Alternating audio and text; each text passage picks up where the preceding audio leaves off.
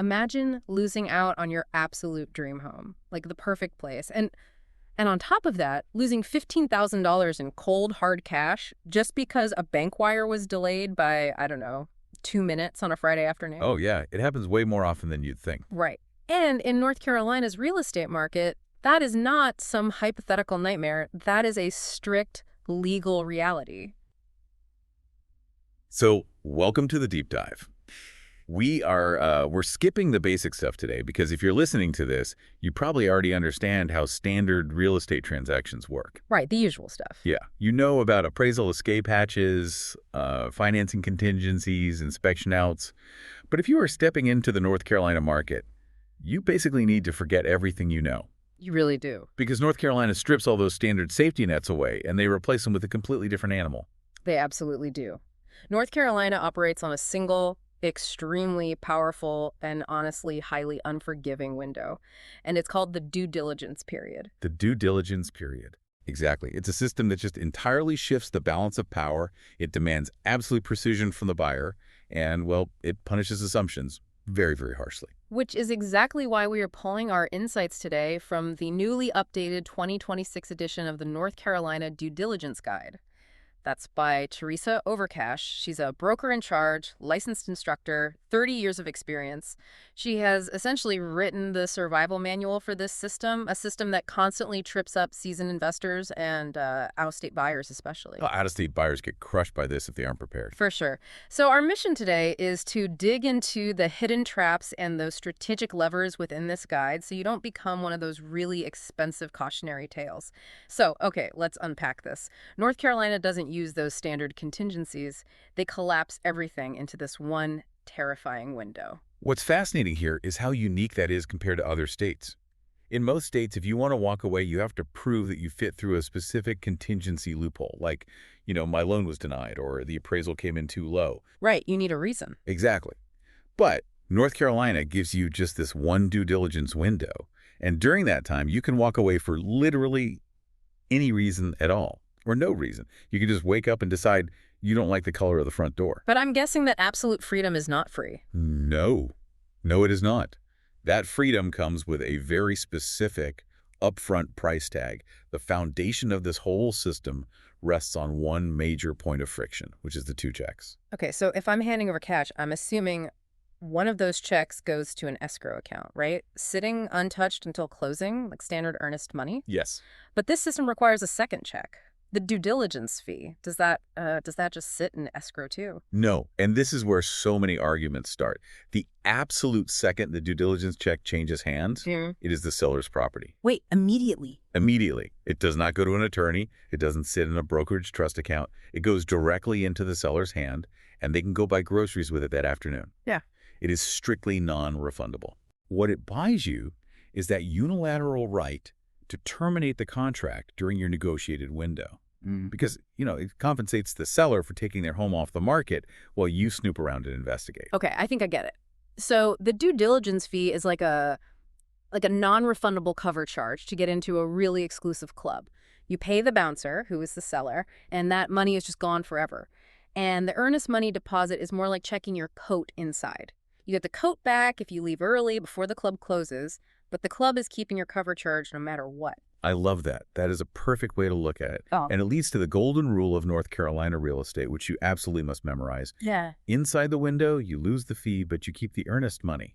Outside the window, you can lose both. Lose both. Ouch. Okay, but let me challenge that for a second.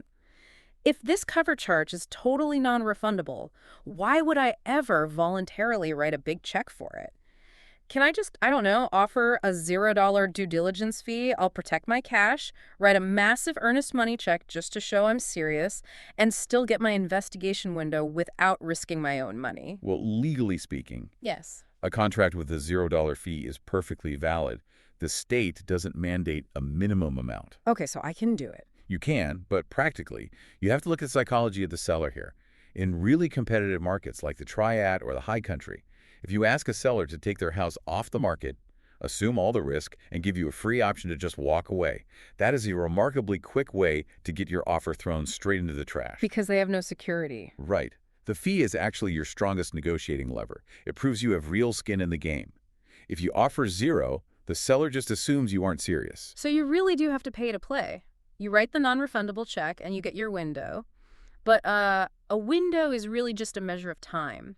And how that time is measured seems to be where things get incredibly litigious. The clock is entirely unforgiving. Unforgiving is exactly the right word. Yep. Let's look at the mechanics of the clock, because there are 4 strict rules. First, day 0 is the effective date.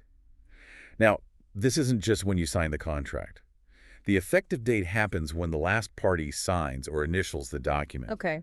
And that signing is officially communicated back to the other side. Hold on. So if a buyer signs the contract, but their agent leaves it sitting in an email outbox overnight and forgets to hit send, the clock hasn't even started. Exactly. Communication is the trigger. It has to be received. That's huge. It is. Now, second rule, days mean consecutive calendar days. Yeah. Weekends, bank holidays, religious holidays, none of them pause the clock. So if my deadline falls on Thanksgiving. Your deadline is Thanksgiving Day, period. Wow. Third rule, 5 p.m. is the absolute cutoff on your final day. The contract explicitly says time is of the essence. And in legal terms, that phrase has massive teeth. It means there is 0 grace period, not a minute. Oh, man. And fourth, you can never, ever leave the deadline blank or write NA on the form. If you do that, you create a legal mess where no one actually knows if you have an open-ended window or no window at all. Here's where it gets really interesting to me. I want to focus on that 5 p.m. deadline because 5:01 p.m. is a completely different legal universe than 4:59. At 4:59, I can walk away and get my earnest money back. At 5:01, the seller gets my cover charge and my coat. Yep, they keep it all. If the deadline is that strict, how do you even manage a calendar with stakes like that? I mean, wires get delayed, emails go to spam, people lose cell service on a mountain road. It's terrifying, honestly. But Teresa Overcash's guide gives a very tactical piece of advice for this exact scenario. Yeah. She says you never put 5 p.m. on the final day in your digital calendar. What do you do instead? You set your mental and calendar deadlines for noon the day before. You have to build the cushion into your own schedule because the state contract is not going to give you one. Build your cushion on strategy, not on optimism. That's incredibly smart. Though the state did just give a tiny bit of leeway, right? The July 1st, 2026 updates just introduced a grace period for actually paying that initial fee. Yes, they did. And this was a much-needed market correction. Previously, if you missed paying the due diligence fee on the exact effective date, you were instantly in breach of contract. Just immediately. Immediately. Yeah. Buyers were losing houses just because a bank's fraud department held a wire transfer for security checks on a Friday afternoon. It was a mess. So now buyers have until the end of the next banking day following the effective date to deliver the funds. Okay, but if I'm the seller, I'm suddenly taking my house off the market and just hoping this buyer actually wires the money by the next banking day. Didn't sellers get some protection in this 2026 update too? They did, yeah. Sellers can now legally limit physical access to the property until that fee is confirmed as paid.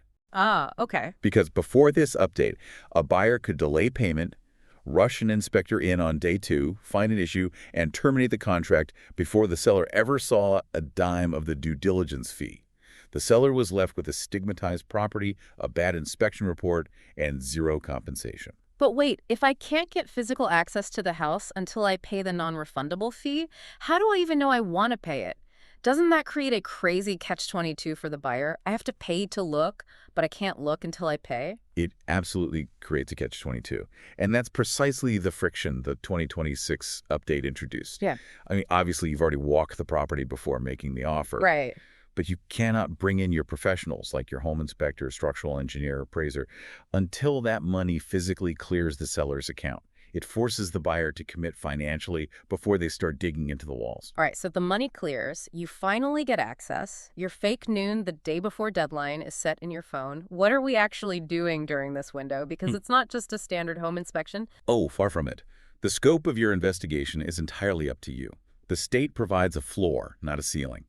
You should be checking zoning laws, restrictive covenants, HOA financials, and especially insurance availability lately. That makes sense. The only hard boundary is that you cannot do invasive testing without explicit written permission from the seller. So I can't just tear up the floorboards to check a joist without asking first. Exactly. No sledgehammers. But I am absolutely hiring a general inspector, and the guide notes, they run about, what, $425 to $950 right now? Roughly, yeah. For a 6-figure asset, that is the cheapest insurance policy you will ever buy. But here is the reality for the buyer. You get this massive 80-page PDF report back, and it has macro lens photos of every single peeling paint chip, every loose doorknob, every scuffed baseboard. How do you look at that actual phone book of problems and not just immediately terminate the contract out of sheer panic? It's so true. The intentional design of those reports is overwhelming, but that's because the inspector is legally liable for what they miss. They have Oh, to document everything. so how do we read it? You have to triage it. By North Carolina rule, inspectors must include a summary section at the front for anything affecting habitability. You ignore the cosmetic defects. Please do not blow up a real estate transaction over a dead electrical outlet in the garage, and you focus strictly on safety, structural integrity, and major systems nearing the end of their lifespan. Let's get incredibly specific here because the guide highlights 6 exact deal breakers. These are the red flags where we stop talking about paint and start talking about massive financial liabilities. Yes, the big 6. Right. Number 1 is foundation displacement over 38 of an inch. Now, a tiny hairline crack in a basement wall is just standard North Carolina clay settling. But why is 38 of an inch the magic number for panic? Because 38 of an inch indicates active, ongoing structural movement. The house is actively shifting. It means the footings are failing. And stabilizing that isn't a weekend DIY project. It involves excavating around the house, installing hydraulic piers, drafting engineering plans. It is a major repair that easily runs $25,000 to $75,000. Yeah, that's a hard pass. Okay, number 2 is an active roof leak with under 5 years of life left. That makes logical sense. You're looking at an immediate 5-figure replacement there. But number 3 is where the mechanics get really interesting to me. Polybutylene plumbing. Oh boy, polybutylene. Yeah, these are the gray plastic pipes used heavily from the late 70s to the mid-90s, right? Why are these an absolute instant deal breaker? Because of the specific mechanism of how they fail, it's not just that the plastic is old. The chlorine in standard public water systems chemically reacts with the polybutylene material itself. It causes the pipes to flake and become deeply brittle from the inside out. Oh, wow. Yeah, so they look perfectly fine on the outside, right up until they violently burst inside your drywall without any warning whatsoever. A full repipe runs around $20,000, and insurance companies will often outright refuse to cover water damage if they know the home has it. Which brings us to number 4, another massive insurance nightmare, Federal Pacific or Zinsco electrical panels. Right. These aren't just outdated panels. They have a critical known design flaw. Under a heavy electrical load, the breakers in these specific panels often just fail to trip. They just don't work. They don't work. Instead of cutting the power, the mechanism jams, and the breaker can literally melt directly to the bus bar. It is a heavily documented fire hazard. It'll cost you a few $1,000s to replace, but the real issue is your lender might block the loan entirely because an insurance carrier will flat out refuse to write a policy on the home until that panel is gone. So a physical defect instantly becomes a financing roadblock. Unbelievable. Number 5 is undisclosed flooding. So if you see water lines in a crawl space, but the seller checked no water intrusion on their state disclosure, you don't just have a moisture issue, you have a seller who lies. Exactly. And at that point, you involve your attorney because you can no longer trust anything else about the property or the transaction. Good point. And the last red flag, number 6, radon above 20 PCIL. For context, the EPA action level is 4.0. If I see a 20, I know the radon is terrible, but what's the underlying mechanism there? Why is it a structural deal breaker? Well, radon is a naturally occurring radioactive gas. It comes from breaking down uranium in the soil. Now, mitigation systems are common and usually pretty cheap to install. But if you are seeing a massive spike, like a 20 or higher, it points to a much deeper issue. It means severe air exchange through the foundation. Meaning what exactly? Meaning there are massive unseen cracks or voids under the slab, allowing that much gas to pump rapidly into the living space. You have to know why that air exchange is happening before you agree to buy it. Okay, so you've triaged the 80-page report. Let's say you avoided the polybutylene and the crazy foundation issues, but you found 3 or 4 genuine safety problems. Now you enter the negotiation phase, and you have to do this before the 5 p.m. clock runs out. And the starting line in North Carolina is brutal because the property is sold strictly as is. Completely as is. Sellers have zero legal obligation to fix a single thing. None. They can say no to everything, and the choice is entirely yours to proceed or terminate. So what does this all mean? I mean, if they aren't obligated to fix anything, I imagine a lot of buyers just throw a Hail Mary. They send over a list of all 15 items on the inspection report, figuring, hey, the house is as is, I have to ask for a favor anyway.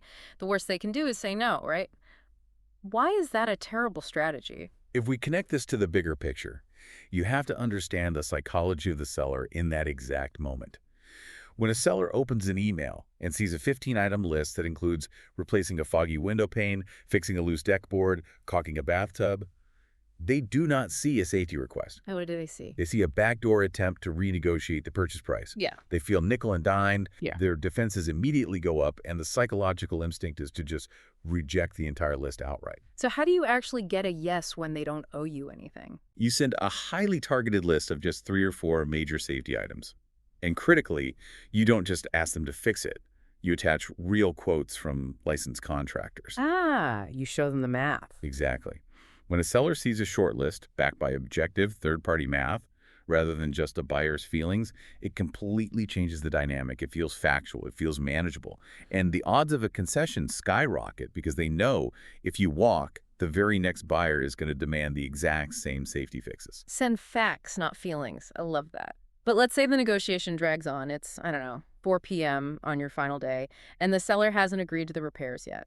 The listing agent calls and says, hey, don't worry, we're working on it. The seller just needs to call one more roofer. Just take a few more days. I assume a verbal agreement means absolutely nothing here. It means less than nothing. In real estate, if it isn't in writing, it does not exist. If you need more time, you must get a signed extension. And this brings up the specific North Carolina real estate forms, which we need to be very, very clear about. Let's break those forms down, yeah, and let's focus on how they actually work mechanically rather than just tossing out form numbers. Sure. So if you want to extend the deadline, you use an extension form, which is Form 4T. But sellers rarely grant these for free. They usually demand you pay additional non-refundable due diligence money just to buy more time on the clock. So you're paying a second cover charge. Basically, yes. Now, if the seller refuses to extend and you decide to walk away at 4:50 p.m., you have to use the correct termination document.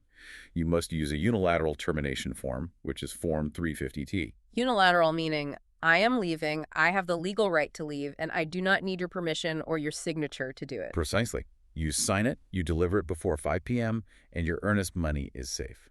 The fatal mistake buyers make is using a mutual agreement form, Form 390T. Oh, I see where this is going. Yeah. That form essentially says, we both agree to cancel this contract. If you send a mutual form at 4:50 p.m. and the seller simply ignores their email until 5:01 p.m., they never agreed. Your deadline passes, you are now in breach of contract, and your earnest money is suddenly trapped in a legal dispute. That is a terrifying technicality. Wow. Always go unilateral when you're jumping ship. All right, well, we spent this entire time hammering home the golden rule. The due diligence fee, that cover charge to enter the window, is entirely non-refundable. But there has to be a loophole. Are there ever scenarios where I actually get my cover charge back? There are, but they are highly specific legal exceptions. There are 5 main scenarios where you get that money back. First, if the seller materially breaches the contract, for instance, they just simply refuse to show up to closing and sign the deed. Okay, that makes sense. Second, if you never receive the mandatory residential property disclosure statement, but you only have a tight 3-day window to act on that omission. After the third. Third is missing the mineral, oil, and gas rights disclosure, which carries the exact same 3-day rule. Fourth is an uncured legal violation, like if the house has an illegal, unpermitted addition and the seller flat out refuses to legalize it with the county. Okay, and what's the fifth? The fifth is if the property is not in substantially the same condition at closing as it was when you made the offer. Okay, wait. I want to put the listener in the shoes of a buyer for a second. Imagine you're doing your final walkthrough on the morning of closing. You're just in there measuring for curtains, and you notice the seller gouged the absolute hell out of the hardwood floors, moving their grand piano out. Or worse, a pipe burst the night before and the kitchen is flooded. Am I just out my non-refundable fee because my due diligence window passed 3 weeks ago? This raises an important question, and the answer is absolutely not. This is exactly why the final walkthrough is not just some exciting formality where you plan your furniture. It is your primary legal enforcement mechanism. If the condition of the home has materially changed, the seller is in breach. Oh, thank goodness. At that exact moment, before you sign the closing documents, you have the right to halt the transaction and demand both your earnest money and your supposedly non-refundable due diligence fee back. So you still have teeth right up to the closing table. That is so good to know. Well, if you've been listening, you just gained a massive advantage in one of the most high stakes real estate markets in the country. You know how to triage a terrifying inspection report, you understand the actual mechanisms behind the major red flags, and you know the exact difference between the due diligence cover charge and the earnest money code check. And most importantly, you are ready to navigate that unforgiving clock. Absolutely. But before we wrap up, I want you to think about something the guide doesn't explicitly talk about, but it is the psychological trap of this entire system. North Carolina forces you to hand over a massive non-refundable check, maybe $20,000 or $30,000 on day one, before you've even inspected the walls. It's a lot of pressure. It is, and it makes me wonder, does handing over that much cash create a massive sunk cost fallacy? Once you've paid that cover charge, are you psychologically more likely to ignore serious, catastrophic red flags later simply because you refuse to walk away from your initial investment? It is something you have to deeply consider before you write that first check. Don't let the fear of losing the cover charge make you stay in a burning club. Thanks for joining us for this deep dive. Keep asking questions and always read the fine print.